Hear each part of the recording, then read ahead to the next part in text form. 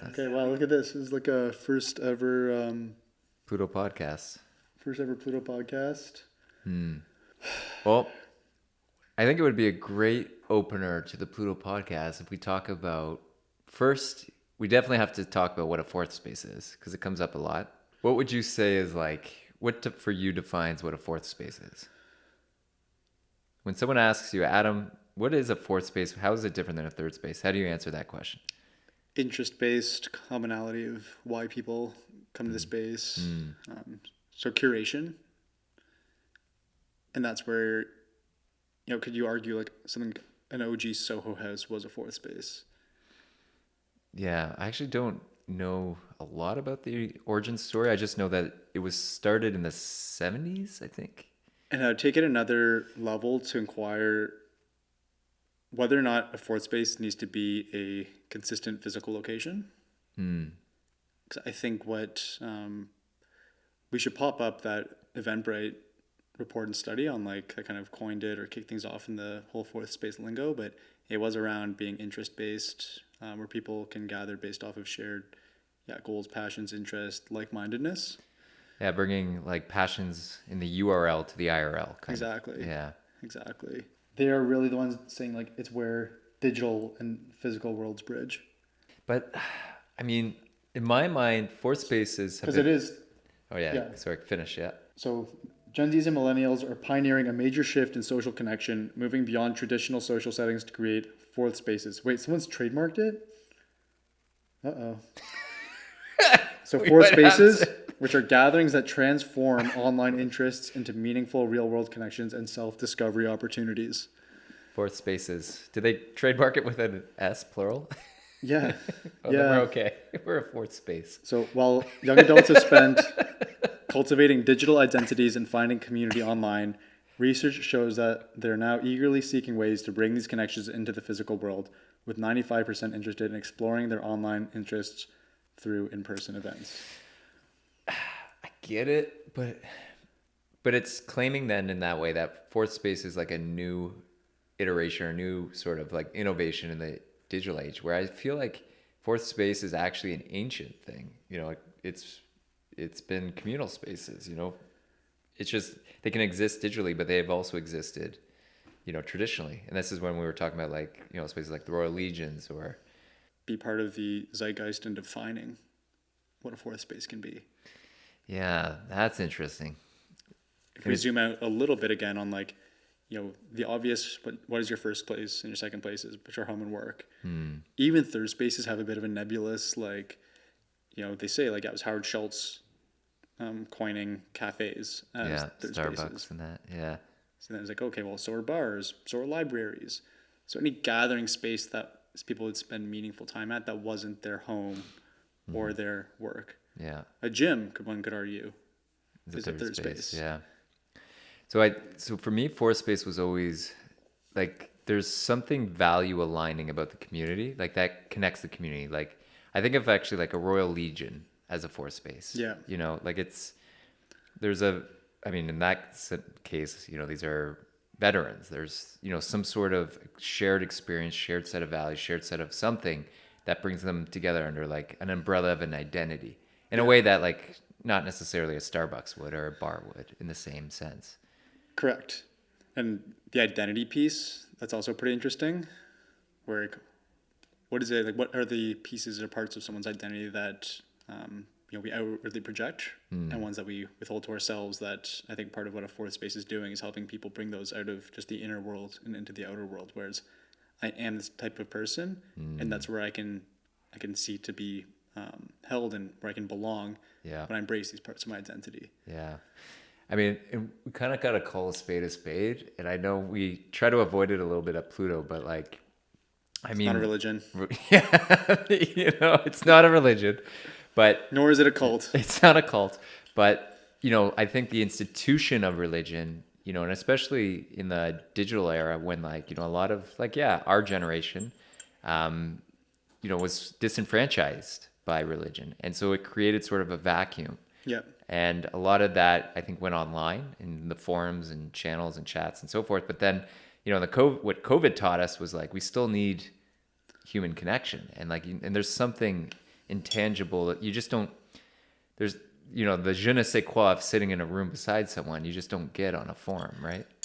Truly. And, a forum's a great analog, or like, I mean, this is the analog, but like a great example of, go through subreddits or forums, and like people like so many people are so vocal in these forums or in these subreddits where it's like something they're interested in, something they're passionate about, where they have endless amounts of opinions, good or bad, in many ways, but it's like a whole new persona in many ways. And I think that's the beauty of what a forest space can also represent, where it's like, not to get all cheesy, but a place to be who you actually are. So if there's a party that actually is just a total audiophile, that at home and in the comforts of your home, it's only you recognizing you and entertaining that part of yourself. Yeah. But then to actually step into a room where there's other people that share in that, that's a part of you that's now being seen that hasn't been seen before. Yeah. And as it all comes back to belonging and loneliness in many ways, like, I'd even like to talk a little bit about loneliness, not as this like woe is me, this pity party, and like that's a thing in many respects on like the meta crisis, but I also look at loneliness from like the very Jungian aspect and the parts aspect, where he talks about loneliness not being around other people, but not being able to share the things that are meaningful to oneself. And I think what's interesting in the world of like personal development and inner work and healing, if you will, where people are now meeting more parts of themselves as we dig into the cave of the self, and now we're finding out more parts and aspects of ourselves that only we have a relationship with, until we share those parts of ourselves with the rest of the world. And I think that's what's actually absolving true like loneliness and that true sense of being seen.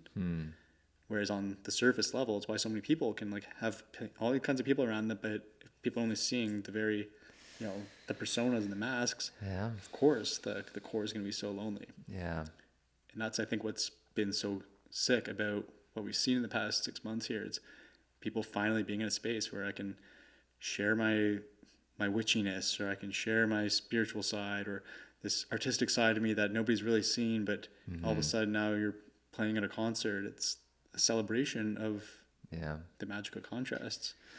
Yeah, and actually you hit something on the head where, spirituality. And this comes up like, we're talking with, our new growth person, Gloria, and she brought this up as well. Is like, we're really, a lot of people who don't know Pluto might think of Pluto as like, oh, you have to be spiritual. You have to be this thing. So it's a place to be who you are, but do I also have to fit in that box? And so I'm curious, I mean, I can see that when we have events like lean very heavily into the woo-woo and the spiritual, and we also have like very mechanical ones like Intro to Claude AI, like that's as unspiritual as it gets. So very builder focused, yes.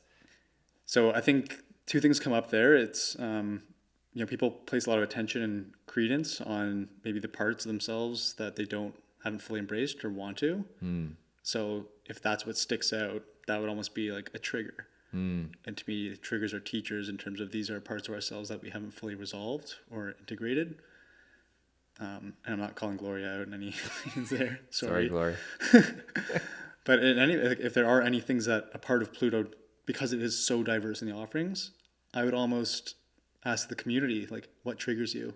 And then force someone to go to that, because the things that trigger us are the parts of ourselves that we haven't met and acquainted with at least a level of purely just acceptance. You don't have to love everything.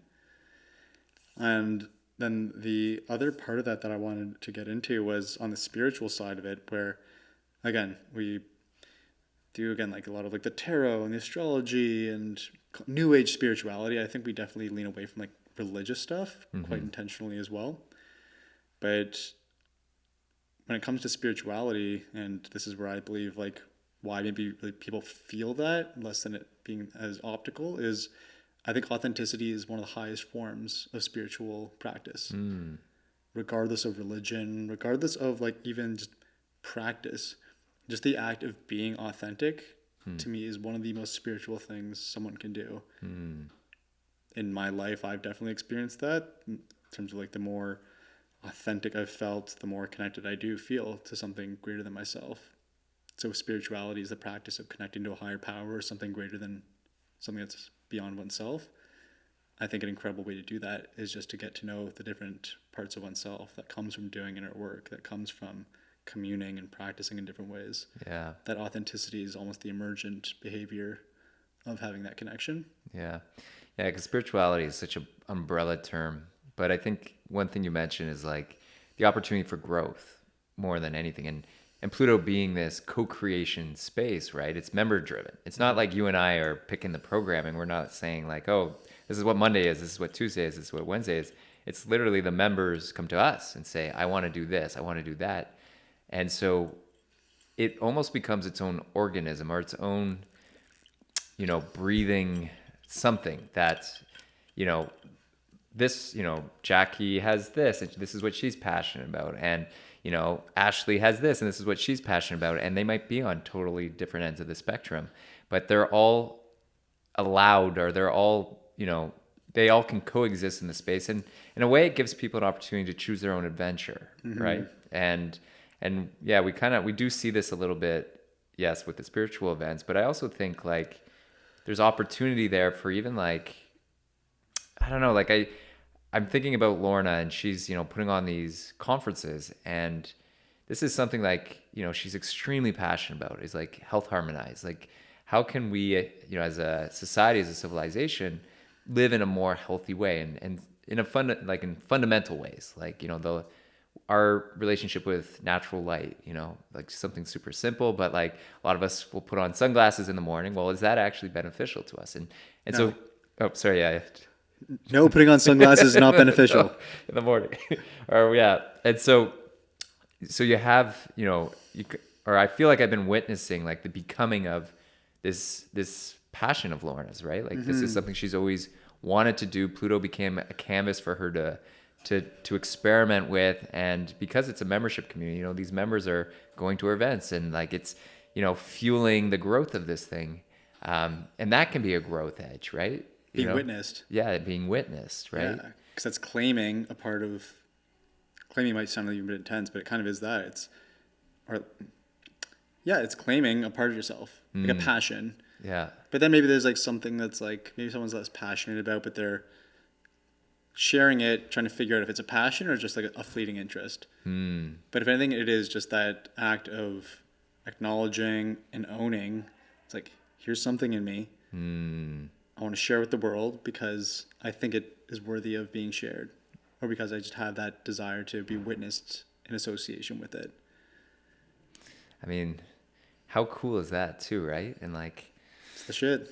Yeah, we have another event on Friday, Snake Charmer. Chris, like, again, like another opportunity of someone just being like, I have this vision, and I want to like bring it to life. And when you do that in community, when you're witnessed, right, and people show up, there is something about that experience, I think, that is not only innately human, it's innately intimate. And when you see someone or you're being seen, right, there's something that really connects people in that instance. And maybe this is what is part of, there's many threads of that make the tapestry of Pluto, but maybe this is an important thread, right? Is like this human connection happening also in creation, Yeah, that's, creation is also really one of those themes at the core of Pluto. And like we talk about co-creation, right? As, this like unsung core value, which is more of an emergent property of, I think, like participating in the core values. But I was just on a call talking to a friend about this, where she was saying like, there's so many events, it's like incredible. I'm so impressed by the programming, and there's just every day there seems to be something happening. And I was like, thank you, but like, we can only take a very limited amount of credit, because we'll maybe put on like 3 events a month as Pluto, but everything else is member driven. So that empowerment of others is, I think, one of the most beautiful things that we do, because that's what does give rise to the creation and the co-creation, and on anything new, whether it's terraforming a new planet, building a new project, starting anything new, just the act of liberating creativity and liberating life force, it's probably one of the most powerful things we've done. I would argue it actually has been. That by just being that conduit for opening creative energy, because then the people like Chris Taylor that have had this thing that's inside of him that just hasn't been able to share it because it's expensive to rent a venue, it's a lot of effort to sell tickets, it can be scary to share something with a bunch of strangers, but we really do a great job, I think, at reversing all that, doing a full 180 on venue. Yeah, we'll just give that to you. An audience of curated people that you feel safe around and trusting, boom, built right in. Yeah. And then finally that sense of being safe and having an audience that it's already built in. So it's not like, will anybody come to my show? It's like, cool, you've already got an audience should you want them. Yeah. And that they're people that trust and celebrate and support you. I think that's probably does vary, I guess, but I'm just even now thinking of like when we started doing our breath and sound, like what gave me I don't want to say permission, but like a lot of encouragement was you, but then also just knowing that I'm going to be sharing this sound healing part of me that nobody else has really seen with all these people. But I know if it didn't go well, they'd still be celebrating. So it's like, cool, you tried something on.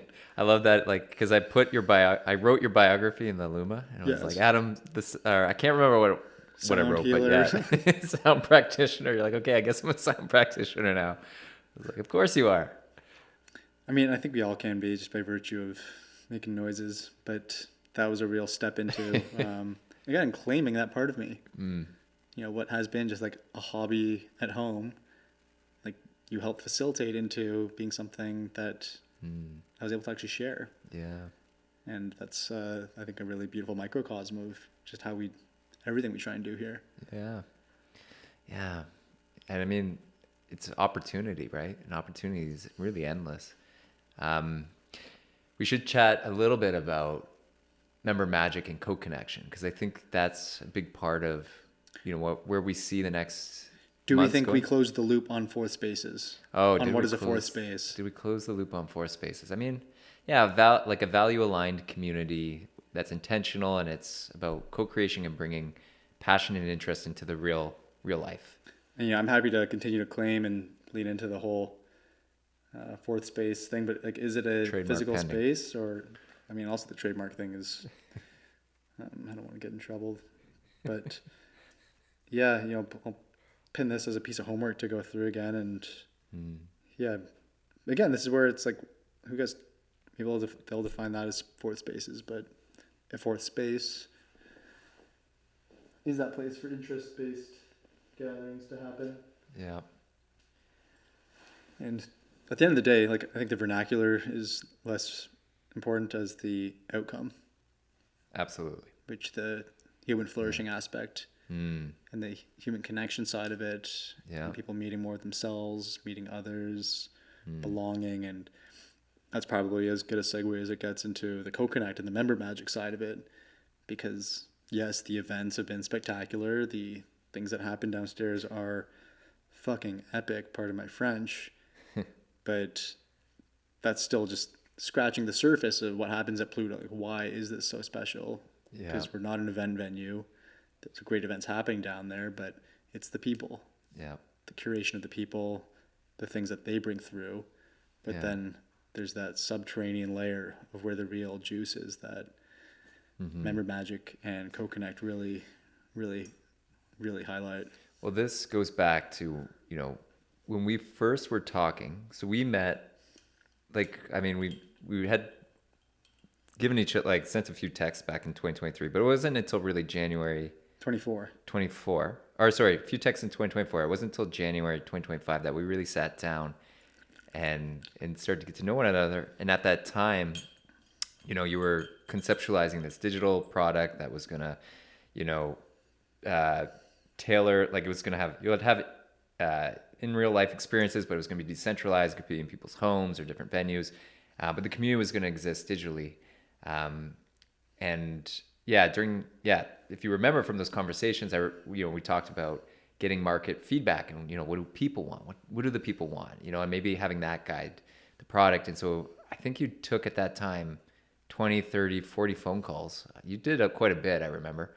And you had these like 10 questions you were asking everyone. And like, what was, like, in your words, the number one thing that you kept seeing time and time again, what people wanted?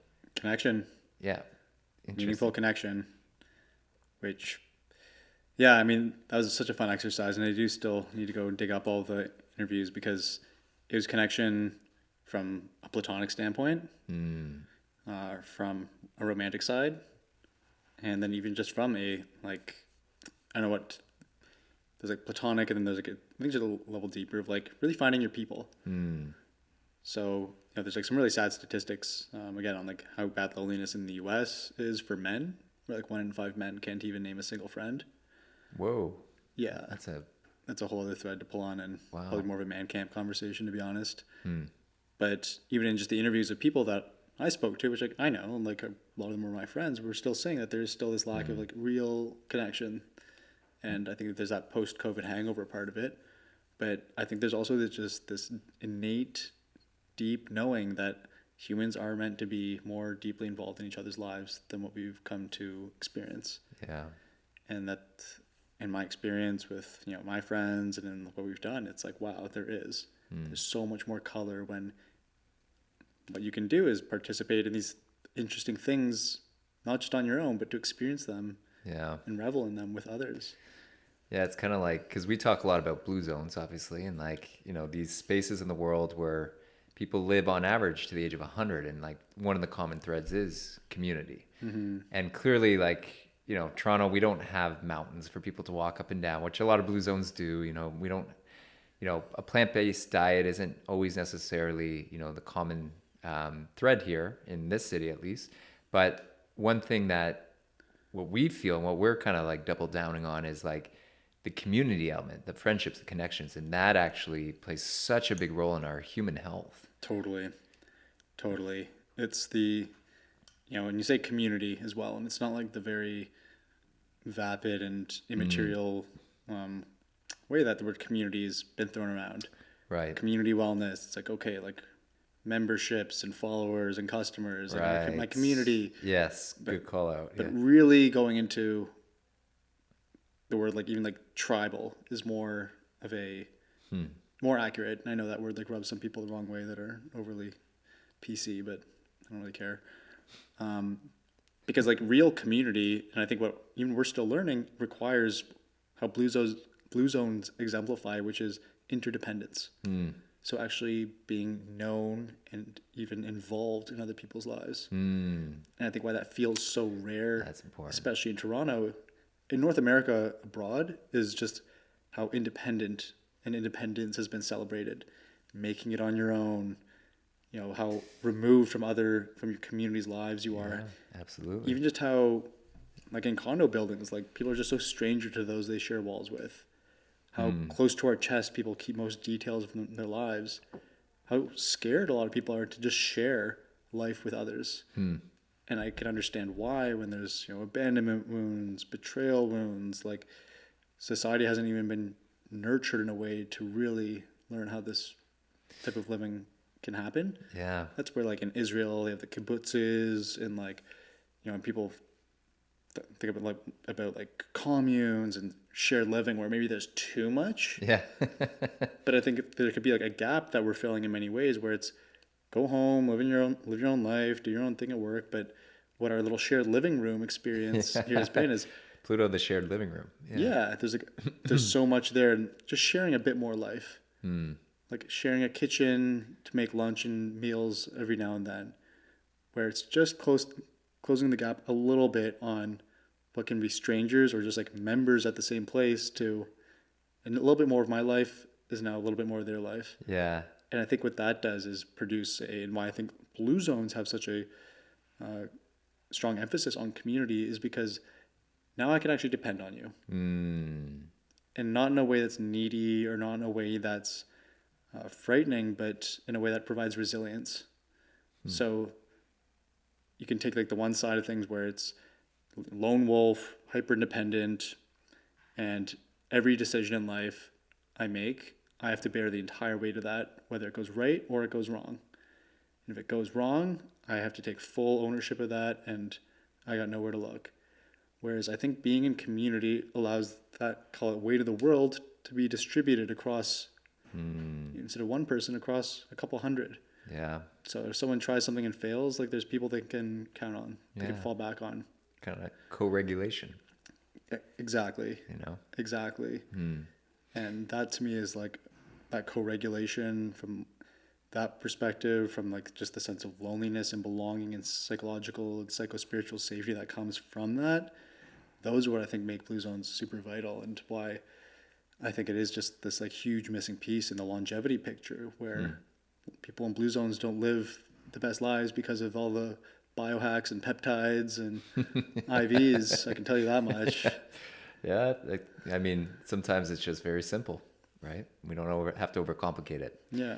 And I love that about, every time I walk into Pluto, I mean, I feel like I'm back in school again, back in university when, I lived with 6 other people, and you just like sit on the couch and you end up in like random conversations about random things. And, I remember there was this study, and I think it was a Harvard study, where they brought a bunch of like 70-year-olds that had been high school or university roommates together again. And they brought them into a house and they lived together for like a duration of time. Maybe it was like 30 days or something. And they checked certain biomarkers at the beginning of the study and checked certain biomarkers at the end of the study. Wow. And they found that at the end of them hanging out together, just being, kind of like, these were guys that like maybe had hip issues or whatever. They were, in their day-to-day life, just conditioned to be 70. And then they get together with all their university friends, and suddenly they're like on the porch, throwing the football, on the front yard, or just, being playful again, right? And all these biomarkers just, like shot up through the roof, like indicating that, there was real like genetic biophysical a health response from just by, being in an environment with other people, sharing in those experiences, sharing in that perception. And when I think about Pluto, it kind of does this as well, right? Like you enter Pluto and suddenly it's a lot more playful. It's a lot more social. You're not, those guards kind of drop down a bit, and it in a way sort of reverts back to a time when, we really think about when we were in high school, elementary school, like we were social creatures. We just socialized all the time, right? And there was something about that, that I think for humans, and especially for adults, like it's so important. It's so important to our health. And it's, in a way, it's just as simple as the environment, right? Yeah. Thinking a lot about how our environments shape us and how we shape our environments. Mm-hmm.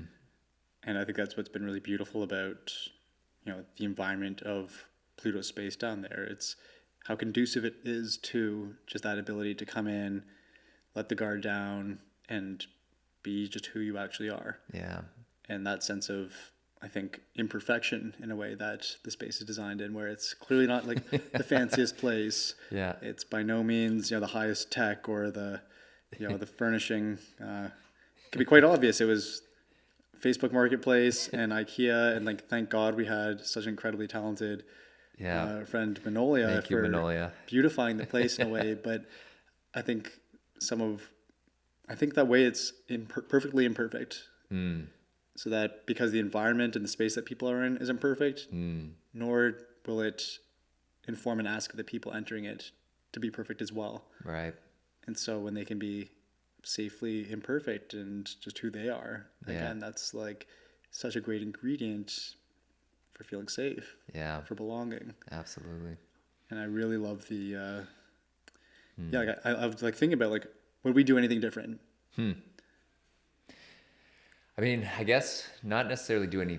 My 2 cents on it would be not that we would do anything different, but I think it's about where we're going, and that's what's exciting. Mm-hmm. And I mean, you and I are always talking about where is this going to go? Where could this go? And in a way, it is a bit like building the airplane as it's flying through the air. Like we are figuring it out. We're learning. We're experimenting and seeing what works and what doesn't work. Are there some things maybe we could talk about as far as like what we feel very strongly about where Pluto's going? I mean, obviously co-connection and member connection is a big one.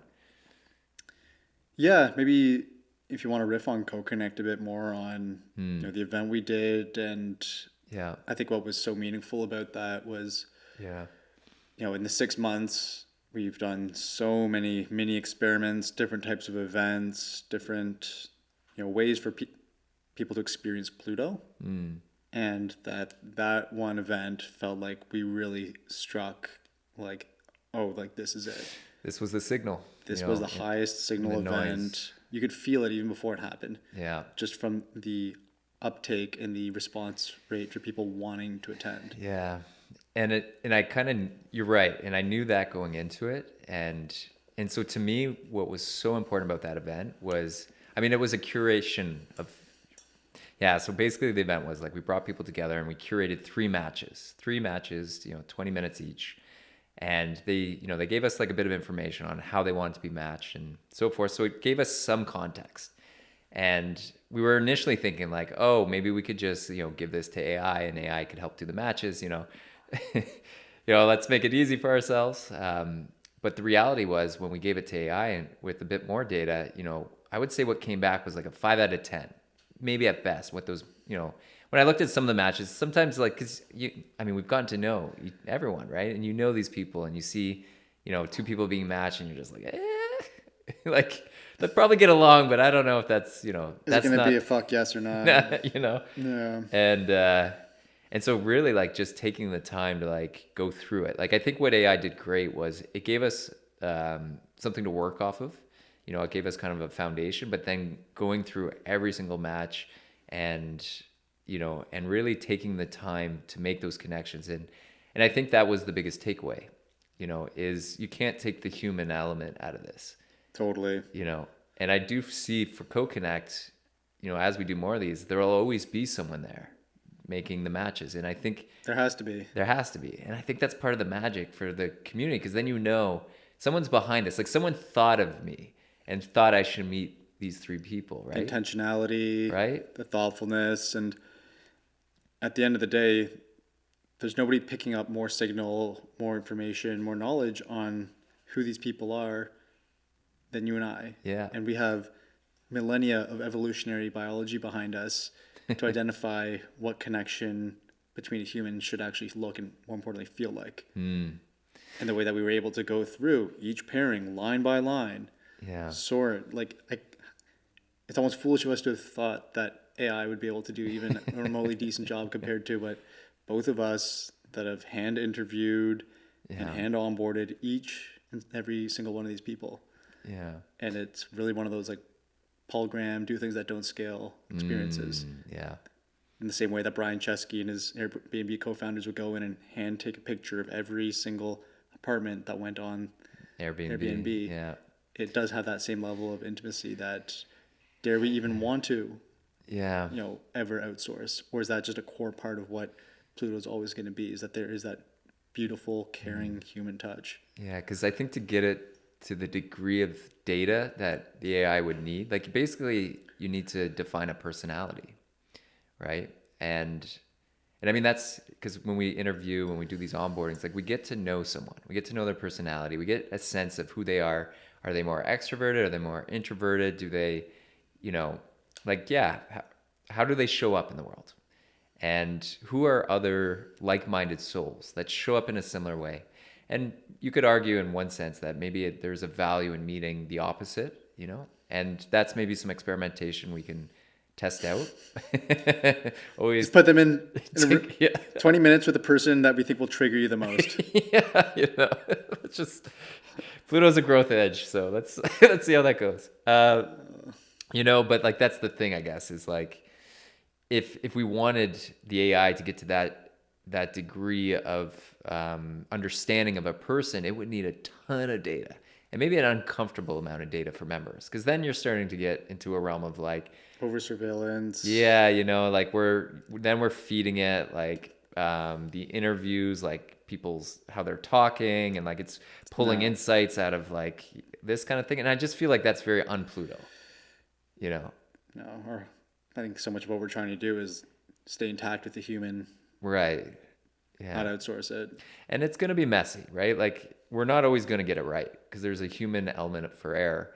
But I think there's also human intuition, and so it's this balance of both. But that's the magic. That's the magic, right? That's the contrasts, that's magic the of contrasts, as we talk a lot about. Because as like a comparison, I remember watching this video of a robot playing a cello on the streets. Perfectly, like, blowing my mind. Like, nope, perfectly, and like that any professional could have done, but beyond. So if you put that robotic cellist in front of a crowd at whatever hall, there's nothing beautiful. Like, the sounds are great, but part of, to me, what makes witnessing art, and music particularly beautiful, is that small chance for error. That there's still part of me that can relate to a part of them, that they are performing, that this is a human thing that's coming through. Right. Whereas when it's robotic and mechanical, there's no, like, what if they cough? What if they have to fart? Like, like, how much have they practiced? Yeah. And that's like the human part of it that I think is, it almost gives some grace to why some members were like, yeah, that match wasn't like a total hit. It's like, we did our best. Yeah. And they can understand that. Yeah. If they knew they were paying for, like, your boyfriend guaranteed. Yeah. Then that would be a total flop.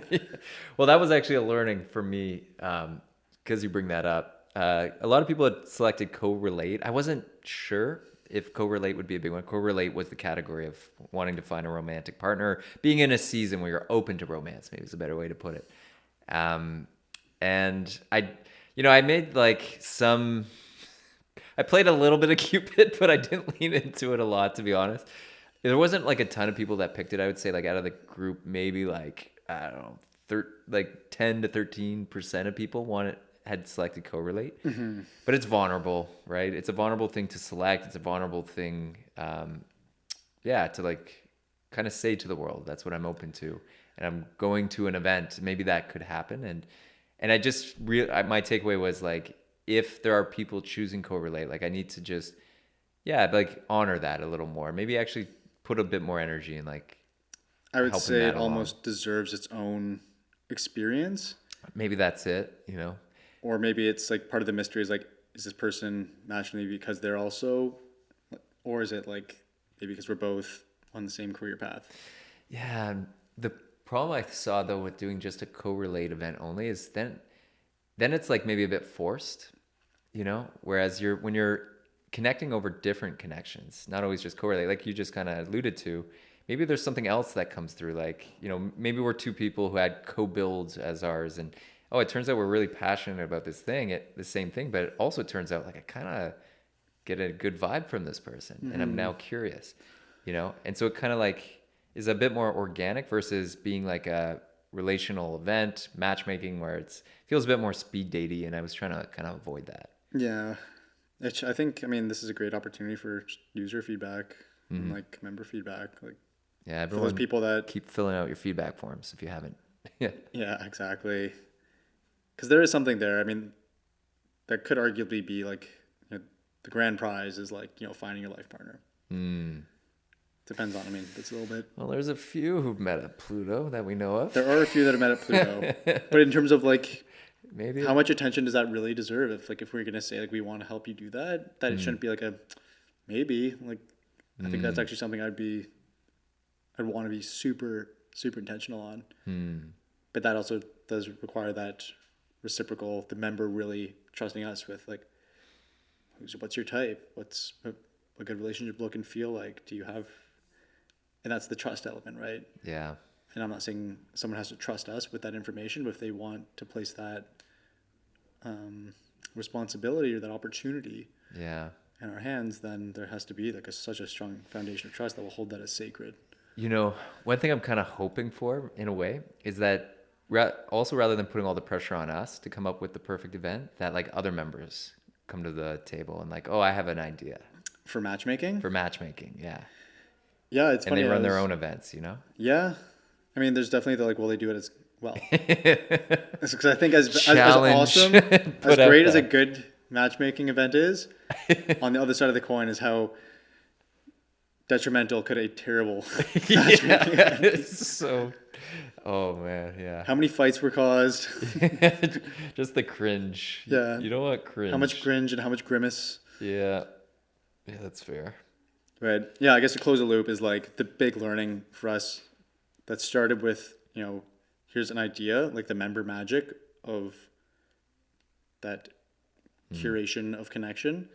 That was a strong signal in theory. Then that was validated based off of the 83 person or 84 person, like 99% attendance rate and the velocity at which people signed up. So, I mean, your hard work of reaching out definitely contributed, but just going from here's an idea to here's how many enthusiastic participants attended to the feedback that we got from like, wow, people were thrilled that they did this. Yeah. And as a percentage of the whole community, it's significant. Yeah. So we're going to do more. We're going to do more for sure. Yeah, that's important. Yeah. To close it out today, I mean, we covered fourth space. We covered, a bit about the co-creation, energy of Pluto, why Pluto's, we see it as this healthy thing for people, in relation to blue zones. And then also where Pluto, just a idea where Pluto's going. I mean, we got many ideas, but this is one. Are there any last things we want to leave with our beloved guests today, or members, or whoever's listening? I mean, there's a lot.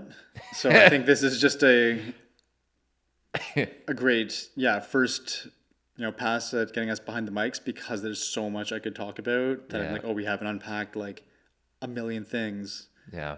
Origin story, founder story, ideas for where we're going, highlights, lowlights. There's a lot to talk about. So maybe that's just it. Like, that is the outro of we're going to do more of these. We're going to do more of these. Yeah. Love that.